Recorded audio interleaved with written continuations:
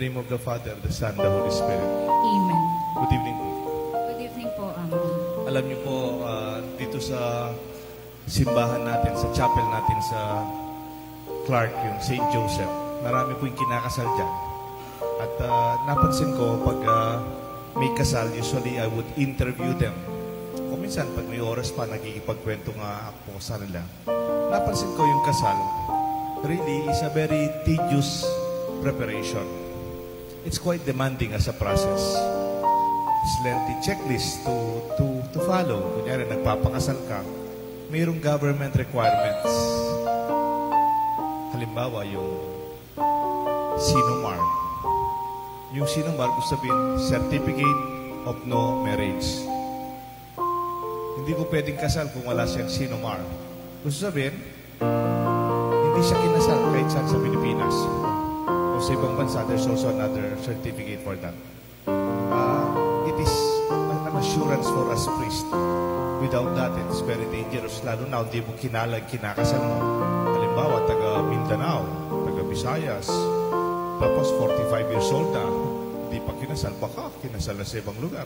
So the Sinumar will prove that the persons are single and not married.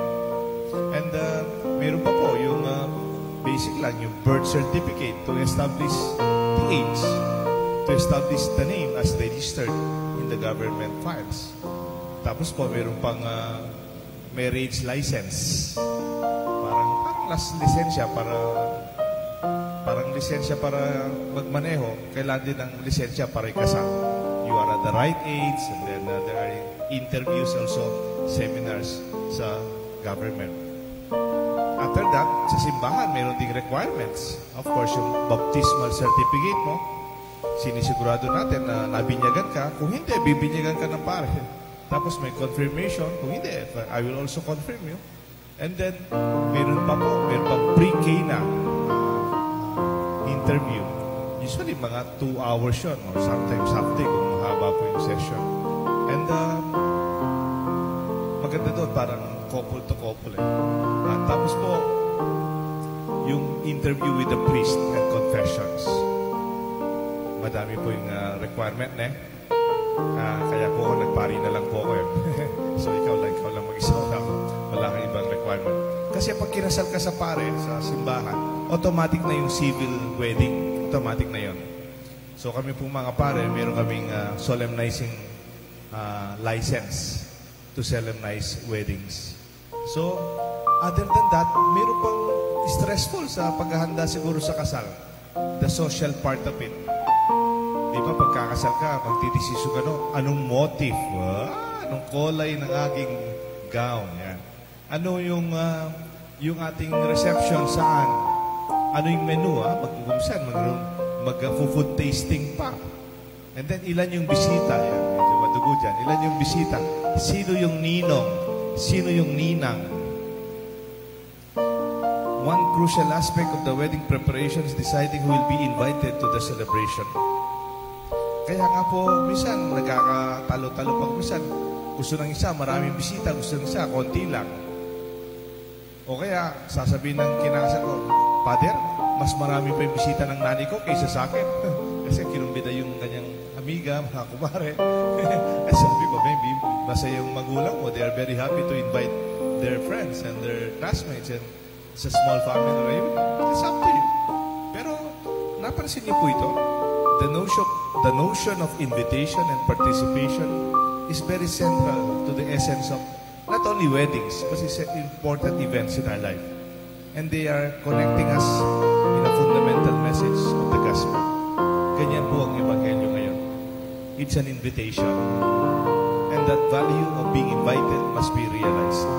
Tandaan po ninyo, pag inimbita ka, importante ka.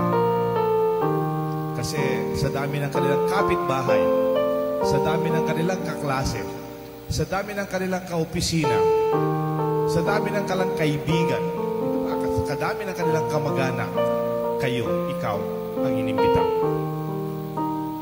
And our parents place a great premium for great importance on invitation, especially regarding events like weddings and special occasions. They believe following specific protocol in our culture and adhering to proper etiquette when we are extending and receiving an invitation. Their eyes inviting someone who's closely linked to the value of respecting the individual that you are inviting. Minsan kasi ngayon, yung mga imbitasyon hindi na personal. Ano na lang, soft copy. Papadala lang sa'yo sa Facebook, papadala lang sa'yo sa Messenger. And then, mga matatanda, kasi sorry old school kasi ako, I really feel that it should be personal, lalo na yung mga ninong-ninang, mga malapit na gagawin mo, ikalawang magulang, sa binyag, sa kasal, sa dibu, o whatever that celebration is. Ako minsan, medyo I was quite slighted. No, hindi naman ako conservative, pero minsan mayroong kinakasal. Ang hirap pa naman sa kinakasal ko ito. Kilala ko yung pamilya. Tinext ako nung anak, Father, pwedeng ikaw yung magkasal sa amin? I had no way of checking talaga. Siyempre, meron din akong obligasyon sa simbahan, sa parokya natin. Ang nakakalungkot, kunyari, tinatanong ako kung pwede ako sa text. Nakaprint na pala yung pangalan ko sa invitation. Kung minsan it happens, di ba? Ginawa ka palang ninang, hindi mo nalang kasama na kasama. And I think there is what they call invitation as a ritual. May ritual yan. Pupuntahan ka, bibisitahin ka, kakausapin ka, and then that is adding premium to the relationship. This ritual extends an invitation is more than just formality. It is a meaningful affirmation of the person's value and the importance of the relationship. Lalo na if you're ninong-ninang or special guest, it serves the genuine expression of love and appreciation. Alam nyo, ba't iniimbita ka? Not because may bibigay kang aginaldo o may bibigay kang regalo. Don't think about that. They invite you because you're part of their life. Kasama ka sa buhay nila noon pa. Kaya nga, if you go to our old source of the word invitation, it comes from a Latin word, and even Italian word that says invitare. Invitare means to be with you in life. Kasama ka sa buhay. In vita. Vita is life. Vitality is life. And vitamins, it adds to life. Parang gano'n. Invita is kasama ka sa buhay. Sa Kastila, sa Spanish, ganyan din. Convida. Convidare is you are with me in life. Kasama ka sa buhay ko. You share life with me. Kaya nga sa Tagalog, na-convida ka ba? Kapampangan may kumbida ka. It's really from the word convidare. That's why when you are invited, parang sinasabi, kasama ka sa buhay ko. You're part of our life. And we want to affirm that. Ang makakalungkot dito, when you refuse the invitation, turning down a gracious invitation is like saying no to an important moment in life. Refusal of invitation, saying no to the grace and love that is freely given. Kumisan kasi, they say no because of some reasons. Halimbawa, kumisan nakikipagkwento ako sa mga nakikipagkasal. Father, hindi na ako nakikipagkasal kahit invited ako kasi yung susuot ko, worried ako kung ano yung susuot ko. Magpapaparlor pa ako. Sabi ko sa sarili ko, hindi naman ikaw yung kinakasal. Hindi naman kailangan pinakamaganda yung damit. Maybe a little bit formal. Ilabas mo yung barong mong matagal nang hindi lumalabas na barong. At saka yung damit mo. Kaya lang yung mga sapatos niyo, i-double check po ninyo. Kung minsan, pag matagal nang hindi ginagamit, tapos ginamit mo, kumisan nawawalan po ng takong. Kapampangan yung takong? Tagalog. Kumisan nawawalan ng soul. Bilalakola po says, kasi dito sa Clark, minsan ilang beses na kinakasal ako, pumanik ko dito yung ninang, may lakoya po takong ito. Sapatos na. Itang metong naman po, may lakoya suelas. Siguro malambad anong gagamitan because of the pandemic, kaya lulutong lang pala rin sapatos na. Sometimes people say, the ritual is too long. Masyado pong makaba yung reception, lalo na kahit dumanop ka, mga nakaka-restaurant. And sometimes it happens, isn't it? Ako, may advice ako, no? Pag kinasal kayo, Okay din yung may program.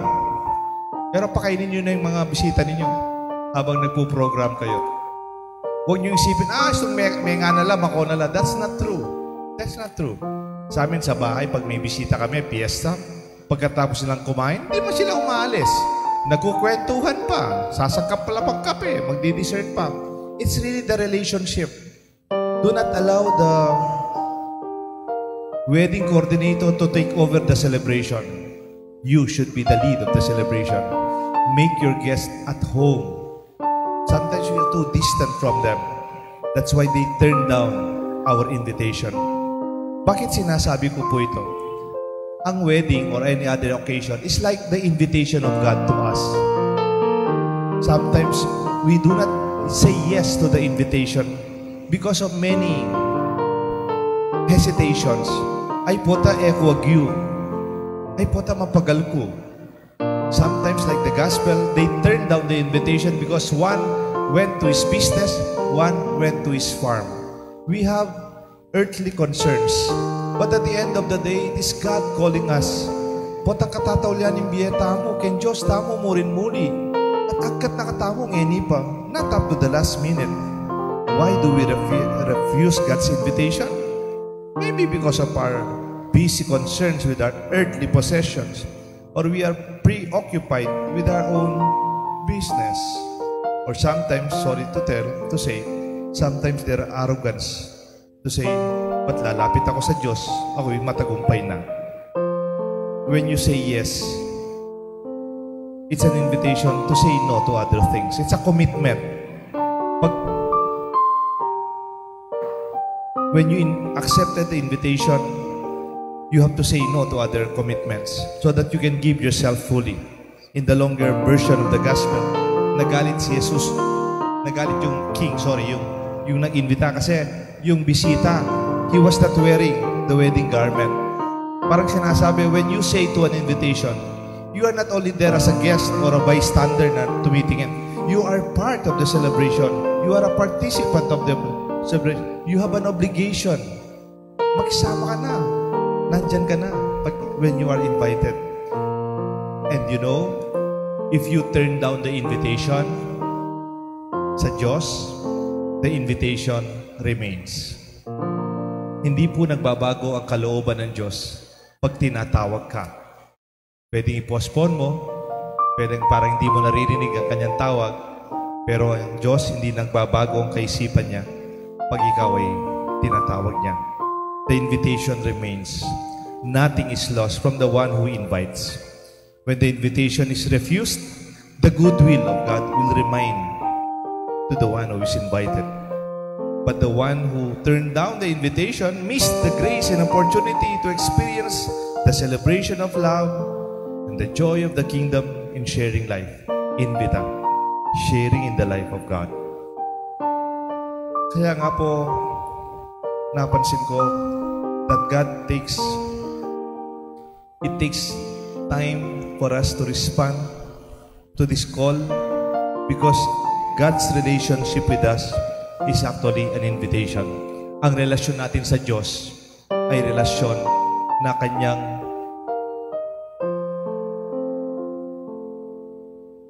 offering. It's offered to you. Nasa sayo yung decision if you will say yes or no. Invitare, convidar. Sharing life is growing in love to share in the response or responsibility in being with God. Nung nagmimisa po ako sa Santa Rita, dun sa may Dominican Chapel. Alam niyo yan, San Matias ba yun? May taga Santa Rita dito. Yung noon, yung mga nag-o-organo doon, I hope you don't mind, mga madre, Dominican. Pag nag-o-organo yung mga madre, nakakaantok, sorry. Early morning kasing misa doon eh. Mabagal pa ng konti. At saka hindi sila Kapampangan. Usually mga madre doon, mga hindi Kapampangan. So yung mga Kapampangan songs, hindi nakanta-kanta ng mga taga Santa Rita. Mga sa taga Santa Rita, they are very Kapampangan in their celebration. Meron akong nakasama sa isang okasyon. Nagsisimba doon, nakikita ko, nagsisimba siya. Tapos, nakwento niya, tumutugtog pala siya sa band. Alam niyo yung banda, yung live band na tumatagtag sa mga, tumutugtog sa mga gigs, sa mga bars. O, hindi ko lang. Basta, meron silang tumutugtog siya sa mga band. No? Sanay siya sa music. Tapos, I invited him. Sabi ko po kaya, total, nagsisimba ka na rin pag Sunday. Ba't di mo palitan yung madre? Para naman na maybe our music can be better. Alam niyo po, from that invitation, he said yes. Every Sunday, he was accompanying the music for our Mass. It became livelier. Nagkaroon pa ng choir doon, yung sa Dominican choir. And it came from one invitation. And that invitation until now remained like friendship. Bali, Engineer Apeng Santos. That is the one who I invited. Yamara Marinea, he said yes. And I think when we are invited, it's an opportunity to share what we know, what we have. And you know, it will change the life of a community because of your saying yes. Not because you were coerced or forced, but because it deepens a relationship. Not only with your friends, but also with our God and community. Let this be our invitation. Let this be our good news. In the name of the Father, and of the Son, and of the Holy Spirit. Amen.